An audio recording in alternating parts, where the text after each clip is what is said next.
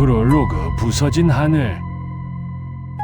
세상이 기억하는 마지막 완전한 밤은 5000년 전이었다. 그 밤 하늘 위를 수놓던 28개의 성자가 하나의 원안으로 맞물려 있었고 숨쉬는 생명체처럼 느리고 장엄하게 회전하고 있었다.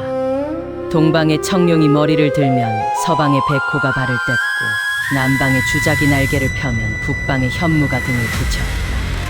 그 균형 위에서 계절은 바뀌었고 조수는 밀려왔으며 별과 별 사이로 인간의 역사가 흘렀다.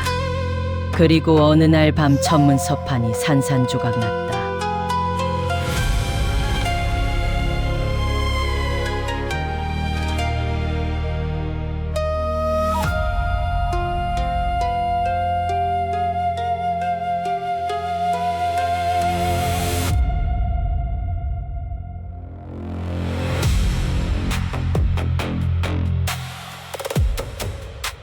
원인은 아직도 밝혀지지 않았다.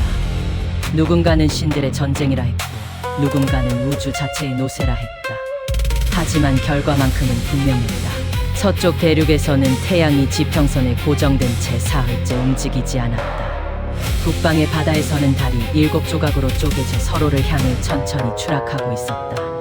남방의 제국들은 불의 비를 맞았고 오래된 신전의 벽화 속 별자리들은 하나씩 빛을 잃어가고 있었다. 황도가 멈춘 것이다. 황도가 멈추면 세계는 서서히 죽는다. 황도의 축이 무너진 순간 28개의 별은 침묵 속으로 흩어졌다. 그리고 모두가 기다리기 시작했다. 멈춰버린 우주를 다시 움직일 단 한 사람, 그리고 단 한 가지. 모든 성자의 설계자들이 남긴 마지막 기록에는 이런 문장이 새겨져 있었다. 최초의 별빛은 언제나 동방에서 온다. 동방의 끝, 청룡의 숨결이 잠들었다. 한반도 그곳에서 지금으로부터 정확히 16시간 전 각자의 인도자 01번째 성자 청룡의 첫 번째 별 도원이 눈을 떴다. 첫 번째 이야기 마법사의 문.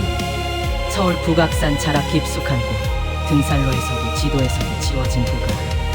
안개가 산의 허리를 감고 있었다. 그 안개 속에 폐허가 있었다. 조선시대 어느 천문관이 남긴 유적이라는 설이 있었지만 학계에 공식 등록된 적은 없었다.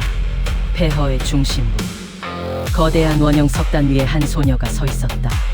도원, 17살. 청룡 칠수의 첫 번째 계승자이자 마법사의 아르카나를 이어받은 존재. 하지만 지금 이 순간만큼은 그 어떤 호칭도 필요 없었다. 그녀는 그저 서울 외곽 폐허 위에서 세상이 무너지는 하늘을 올려다보고 있는 소녀였다. 하늘이 이상했다. 별들이 제자리에 없었다. 동쪽에 있어야 할 성자가 서쪽으로 흘렀고 북두 칠성의 국자 끝이 어긋나 있었다. 무엇보다 황도가 보이지 않았다.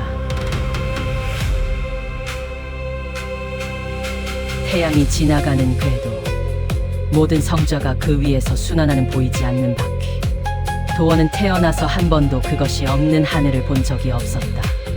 아무리 구름이 끼어도 아무리 폭풍이 몰아쳐도 황도의 에너지만큼은 피부로 느낄 수 있었다. 지금 그것이 없었다. 진짜구나. 서판이 정말로 부서진 거야. 도시 위로 다시 먹구름이 몰려왔다. 하지만 어떤 목소리도 아무리 깊은 침묵도 황도를 지키는 자의 걸음을 멈추게 하지 못한다.